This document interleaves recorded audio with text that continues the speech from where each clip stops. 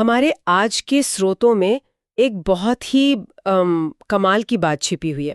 अंग्रेज भारत आए और उन्होंने यहाँ की जो न्याय की पूरी व्यवस्था थी उसे पूरी तरह से पलट दिया।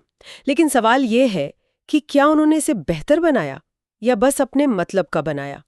आज हम इसी की पड़ताल करेंगे। हमारे पास जो नोट्स हैं वो बताते हैं कि कैसे एक पूरी तरह नई कानूनी दुनिया खड़ी की गई, नई अदालतें, नए कानून और सबके लिए एक कानून जैसे बड़े बड़े आइडियाज।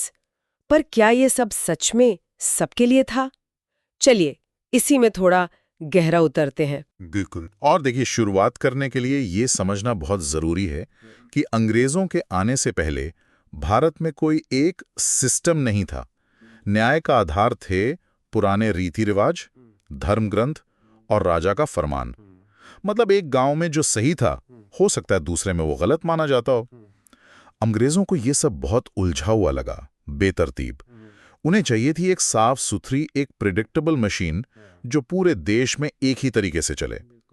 तो ये सिर्फ अदालतें बनाने की कहानी नहीं है, ये भारत में कानून के पूरे मतलब को बदलने की कोशिश थी। और जैसा कि हम देखेंगे, इस बदलाव के कुछ नतीजे तो बहुत अच्छे हुए और कुछ बेहद बुरे। तो चलिए इस मशीन के पुर्जे एक एक करके देखते हैं। इन कागजों में जो पहली चीज साफ नजर आती है वो है अदालतों का एक पूरा पिरामिड, एक हायरार्की जिसे कहते हैं। इसकी शुरुआत तो वॉरेन हेस्टिंग्स ने की थी, लेकिन हमारे स्रोत कहते हैं कि 1793 में लॉर्ड कॉर्नवालिस ने इसे एक ठोस शक्ल दी। तो ये ढांचा असल में दिखता कैसा था? देखिए, कॉर्नवालिस ने हर जिले में एक दीवानी अदालत यानी कि सिविल कोर्ट बनाई। इसका हेड होता था डिस्ट्रिक्ट जज, जो हमेशा एक यूरोपियन होता था। लेकिन यहां एक बहुत बड़ा कदम था जो कॉर्नवालिस ने उठाया। उन्होंने सिविल जज के पद को कलेक्टर के पद से अलग कर दिया। अच्छा। मतलब जो टैक्स वसूल रहा है वही इंसाफ नहीं करेगा। यह मॉडर्न गवर्नेंस का एक बहुत ही मुख्य सिद्धांत है, ताकि सारी शक्ति एक ही आदमी के हाथ में ना रहे। अच्छा, तो ये पावर को बैलेंस करने की एक कोशिश थी। और अगर किसी को डिस्ट्रिक्ट जज का फैसला पसंद ना आए तो क्या कोई अपील का रास्ता था? हाँ, एक पूरा सिस्टम था। जिला अदालत के फैसले के खिलाफ आप पहले 4 प्रांतीय अदालतों में जा सकते थे, और अगर वहां से भी बात ना बने तो आखिरी अपील होती थी कलकत्ता की सदर दीवानी अदालत में। और जिला अदालतों के नीचे भी एक लेयर थी। कुछ रजिस्ट्रार अदालतें थीं जिन्हें यूरोपियन चलाते थे, और उनके नीचे थी ढेरों छोटी अदालतें जहां भारतीय जज बैठते थे। भारतीय जज? जी, इन भारतीय जजों को मुंसिफ और अमीन कहा जाता था। और ये जो भारतीय जज थे, मुंसिफ और अमीन, ये किस तरह के मामले देखते थे? मतलब क्या उनके पास असली पावर थी? ये ज्यादातर छोटे मोटे दीवानी मामले देखते थे, पैसों के लेन देन या जमीन के छोटे मोटे झगड़े। एक तरह से कह सकते हैं कि ये सिस्टम का प्रेशर वॉल्व था, ताकि हर छोटा मोटा केस ऊपर तक न पहुंचे। लेकिन असली ताकत, बड़े फैसले लेने की पावर, वो हमेशा यूरोपियन जजों के हाथ में ही रही। तो हाँ, भारतीय शामिल तो थे, लेकिन सिस्टम के निचले पायदान पर। ये तो हुई सिविल मामलों की बात। क्रिमिनल केस के लिए क्या इंतजाम था? हमारे नोट्स बताते हैं कि कॉर्नवालिस ने बंगाल प्रेसिडेंसी को 4 डिवीजनों में बांटा था और हर डिवीजन में एक कोर्ट ऑफ सर्किट बनाया था। ये क्या चीज थी? कोर्ट ऑफ सर्किट वो एक तरह की ट्रैवलिंग कोर्ट थी। ट्रैवलिंग कोर्ट मतलब एक अदालत जो एक जगह टिकी नहीं रहती थी, बल्कि घूम घूम कर गंभीर आपराधिक मामलों की सुनवाई करती थी। क्रिमिनल सिस्टम का ढांचा भी लगभग सिविल जैसा ही था। नीचे बहुत सारे भारतीय मजिस्ट्रेट थे जो छोटे मोटे अपराध देखते थे। उनके ऊपर एक कोर्ट्स ऑफ सर्किट थे, और सबसे ऊपर थी सदर निजामत अदालत, जो फाइनल अपील सुनती थी। यहाँ एक बात मुझे बहुत दिलचस्प लगी। स्रोत बताते हैं कि ये आपराधिक अदालतें मुस्लिम क्रिमिनल लॉ का इस्तेमाल करती थीं, लेकिन उसे थोड़ा बदल कर। ऐसा क्यों? वो सीधे सीधे अपना अंग्रेजी कानून क्यों नहीं ले आए? ये एक बहुत ही श्रूड मूव था, बहुत चालाकी भरा कदम। उन्हें पता था कि कानून और व्यवस्था बनाए रखने के लिए स्थानीय लोगों के तौर तरीकों को पूरी तरह नजरअंदाज नहीं किया जा सकता। तो उन्होंने मुस्लिम आपराधिक कानून को आधार बनाया, लेकिन उसकी जो बातें उन्हें बर्बर लगी, जैसे कि बल्कि मौजूदा सिस्टम को सुधार रहे हैं, ये एक तरह से कंट्रोल करने का ज्यादा स्मार्ट तरीका था। लेकिन ये व्यवस्था हमेशा एक जैसी तो नहीं रही होगी। जाहिर है समय के साथ बदलाव हुए होंगे। 1831 में विलियम बेंटिंक ने कुछ बड़े बदलाव किए हैं ना? बिल्कुल। बेंटिंक को लगा कि ये जो प्रांतीय अपील और सर्किट अदालतें हैं, ये बहुत धीमी और खर्चीली हैं। तो उन्होंने उन्हें खत्म कर दिया और उनका काम जिला जजों और कलेक्टरों को ही सौंप दिया। लेकिन बेंटिंग का सबसे बड़ा बदलाव था भारतीयों को सिस्टम में ऊपर लाना। उन्होंने डिप्टी मजिस्ट्रेट, सबऑर्डिनेट जज जैसे पद बनाए जिन पर भारतीयों को नियुक्त किया गया और उन्हें ज्यादा तनख्वाह और ज्यादा पावर दी गई। तो क्या ये भारतीयों को वाकई सशक्त बनाने की एक ईमानदार कोशिश थी, या फिर सिर्फ इसलिए कि सिस्टम चलाने के लिए उन्हें और लोगों की जरूरत थी और भारतीय अफसर सस्ते पड़ते थे? ये तो $1 मिलियन का सवाल है और स्रोत इस पर दोनों तरफ इशारा करते हैं। एक तरफ ये वाकई एक प्रोग्रेसिव कदम था, लेकिन दूसरी तरफ ये एक प्रशासनिक जरूरत भी थी। एम्पायर बड़ा हो रहा था और सिर्फ इंग्लैंड से आए लोगों के भरोसे उसे चलाना बहुत मुश्किल और महंगा था। और आखिरकार 1865 में एक और बहुत बड़ा कदम उठाया गया जब कलकत्ता, मद्रास और बॉम्बे में पुरानी सदर अदालतों को हटाकर हाई कोर्ट्स बना दिए गए। अच्छा। और समझिए, ये उसी मॉडर्न जुडिशियल स्ट्रक्चर की शुरुआत थी जिसे हम आज भी देखते हैं। ठीक है, तो ये अदालतों का ढांचा तो खड़ा हो गया, लेकिन एक खाली अदालत तो किसी काम की नहीं। असली खेल तो उन कानूनों का था जो इन अदालतों में इस्तेमाल होने वाले थे। क्या उन्होंने भारत के पुराने कानूनों को ही बस थोड़ा बदल दिया, या फिर पूरी की पूरी रूल बुक ही नहीं लिख दी? उन्होंने पूरी रूल बुक ही नहीं लिख दी, और यहीं से बात वाकई दिलचस्प हो जाती है। पुरानी व्यवस्था में कानून क्या था? वो जो शास्त्रों में लिखा था, जो शरीयत में था, या जो पीढ़ियों से चला आ रहा रिवाज था। अंग्रेजों ने कहा ये सब नहीं चलेगा, अब कानून वो होगा जो हम लिखेंगे। इसी को कहते हैं संहिताकरण या कोडिफिकेशन। कोडिफिकेशन, ये शब्द सुनने में थोड़ा भारी लगता है। आसान भाषा में इसका क्या मतलब है? देखिए, कोडिफिकेशन का मतलब असल में ये था कि अब कानून दादी नानी की कहानियों की तरह नहीं होंगे जो हर गांव में बदल जाएं।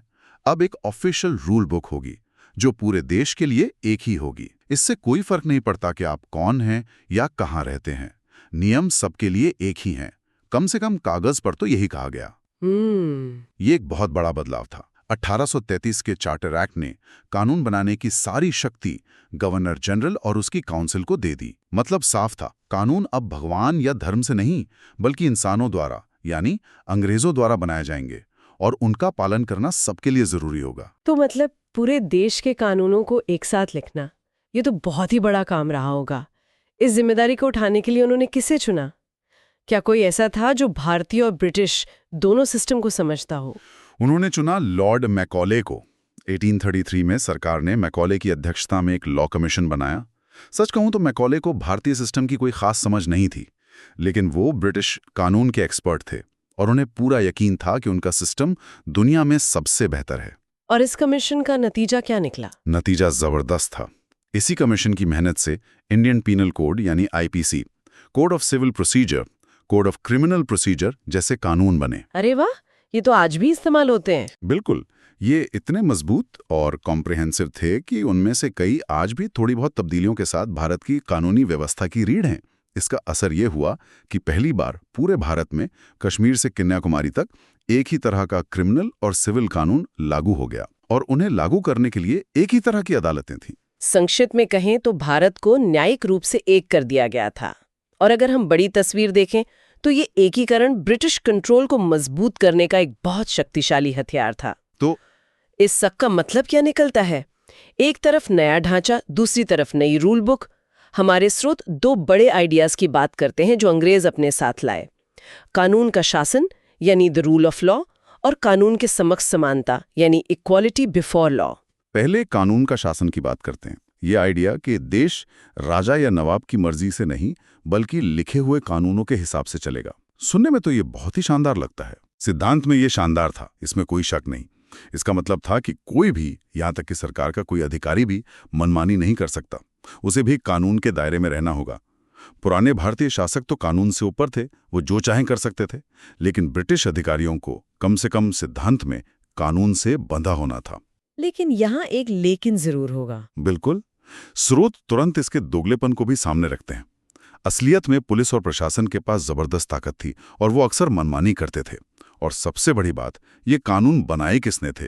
ये किसी लोकतांत्रिक प्रक्रिया से तो बने नहीं थे। इन्हें विदेशी शासकों ने अपनी सहूलियत के हिसाब से तानाशाही तरीके से बनाया था। तो ये कानून का शासन तो था, पर सवाल ये है कि किसका कानून?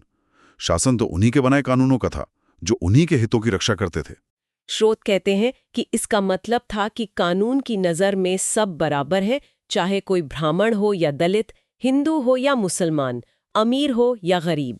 ये तो भारतीय समाज के लिए एक क्रांतिकारी विचार रहा होगा। निश्चित रूप से अंग्रेजों से पहले की व्यवस्था साफ तौर पर असमान थी। एक ही जुर्म के लिए ब्राह्मण को एक गैर ब्राह्मण के मुकाबले बहुत कम सजा मिलती थी। जमींदार और अमीर लोग तो अक्सर कानून के दायरे से बाहर ही होते थे। तो कागज पर यह नया सिद्धांत कि हर इंसान बराबर है, एक मॉडर्न समाज की तरफ वाकई एक बहुत बड़ा कदम था। लेकिन एक मिनट, ये बात कुछ हजम नहीं हुई। मतलब वो एक तरफ कानून के सामने सब बराबर का ढिंडोरा पीट रहे थे और दूसरी तरफ उन्होंने अपने लिए एक वीआईपी लेन बना रखी थी। ये तो सरासर दोगलापन है। आपने बिल्कुल सही नस पकड़ी है। ये सिस्टम का सबसे बड़ा विरोधाभास था। एक बहुत बड़ा अपवाद था यूरोपियों के लिए। उनके लिए अलग अदालतें और अलग कानून थे। उन पर मुकदमा सिर्फ यूरोपियन जज ही चला सकता था। ऐसा क्यों? वो इसे ये कहकर सही ठहराते थे कि भारतीय जज उनके कानूनी सिस्टम को समझने के लिए काबिल नहीं हैं। नतीजा? स्रोत बताते हैं कि अक्सर न्याय का गला घोंटा जाता था। ऐसे कई मामले थे जहां यूरोपियों ने भारतीयों के साथ क्रूरता की, यहां तक कि उनकी जान ले ली, और वो मामूली सजा या बिना किसी सजा के साफ बच निकले। तो समानता का ये महान सिद्धांत नस्लीय आधार पर आकर दम तोड़ देता था। तो यूरोपियों के लिए ये वीआईपी ट्रीटमेंट एक बात हुई, लेकिन आम भारतीय के लिए, जो दूसरे भारतीय के खिलाफ इंसाफ मांगने जाता था, क्या उसके लिए ये सिस्टम काम कर रहा था? यहीं पर इस सिस्टम की दूसरी बड़ी खामी सामने आती है। न्याय अब बहुत बहुत महंगा हो गया। आपको कोर्ट की फीस देनी है, वकीलों की फीस देनी है, गवाहों को लाने ले जाने का खर्च उठाना है। इसने इंसाफ को तुरंत गरीबों की पहुंच से बाहर कर दिया। फिर अदालतें अक्सर जिला मुख्यालय जैसे बड़े शहरों में होती थीं। एक दूर-दराज के गांव में रहने वाले किसान के लिए वहां तक पहुंचना ही अपने आप में एक सजा थी। और इन नोट्स में एक बहुत ही दमदार लाइन लिखी है कि किसी गरीब आदमी को अदालतों की लंबी प्रक्रिया में घसीटने की महज धमकी ही उसे घुटने टेकने पर मजबूर करने के लिए काफी थी। ये सोचकर ही डर लगता है। बिल्कुल। आप कल्पना कीजिए एक किसान की, जिसकी पूरी जिंदगी की कमाई दांव पर लगी है और उसे बस एक नोटिस मिलता है। उसके लिए तो वो कागज का टुकड़ा एक सजाए मौत जैसा था। बिल्कुल। न्याय तक पहुंचना ही अपने आप में एक सजा बन गया था। हाँ। अमीर लोग इस सिस्टम को एक हथियार की तरह इस्तेमाल कर सकते थे। वो सालों तक केस को खींच सकते थे, अपीलों पर पैसा खर्च कर सकते थे, जो एक गरीब आदमी को पूरी तरह बर्बाद कर देता। और इसमें पुलिस और सरकारी बाबुओं के भ्रष्टाचार को भी जोड़ दीजिए तो तस्वीर और भी भयानक हो जाती है। स्रोत ये भी बताते हैं कि पुरानी व्यवस्था अपनी तमाम खामियों के बावजूद कम से कम अनौपचारिक, तेज और सस्ती थी। पंचायत में फैसले जल्दी हो जाते थे। वो शायद हमेशा सही ना हो, पर लोगों को एक नतीजा तो मिलता था। अंग्रेजों ने एक ऐसी खूबसूरत मशीन बनाई जिसे न्याय कहते थे, लेकिन उस मशीन को चलाने का ईंधन यानी पैसा और पहुंच आम आदमी के पास था ही नहीं। कागज पर न्याय सबके लिए था, लेकिन असल में ये अमीरों का एक नया हथियार बन गया था। आपने एकदम सही कहा। इस नए सिस्टम ने न्याय को एक ऐसी उलझी हुई, लंबी और महंगी प्रक्रिया बना दिया कि आम आदमी उससे डरने लगा। तो इस पूरी चर्चा को अगर हम समेटें, तो एक तरफ अंग्रेजों ने कानून का शासन और समानता जैसे आधुनिक सिद्धांत पेश किए, एक यूनिफॉर्म कानूनी ढांचा बनाया जो आज भी हमारी व्यवस्था का आधार है। दूसरी तरफ यही व्यवस्था इतनी महंगी, धीमी और जटिल थी, और इसमें ऐसे नस्लीय अपवाद थे जो उन्हीं सिद्धांतों का मजाक उड़ाते थे। ये विरोधाभासों से भरी एक विरासत है। इसने हमें न्यायिक एकता दी, मॉडर्न कानूनी कोड दिए, जो एक प्रगतिशील कदम था, लेकिन इसने आम आदमी और न्याय के बीच एक बहुत बड़ी खाई भी खोद दी, जो एक प्रतिगामी कदम था। इसने आधुनिक भारत की कानूनी व्यवस्था की नींव तो रखी, लेकिन ये याद रखना जरूरी है कि ये नींव एक विदेशी अलोकतांत्रिक शक्ति ने अपनी प्रशासनिक सुविधा और अपने कंट्रोल को मजबूत करने के लिए रखी थी, न कि भारतीयों के भले के लिए। और ये हमें सोचने के लिए एक अंतिम विचार के साथ छोड़ जाता है।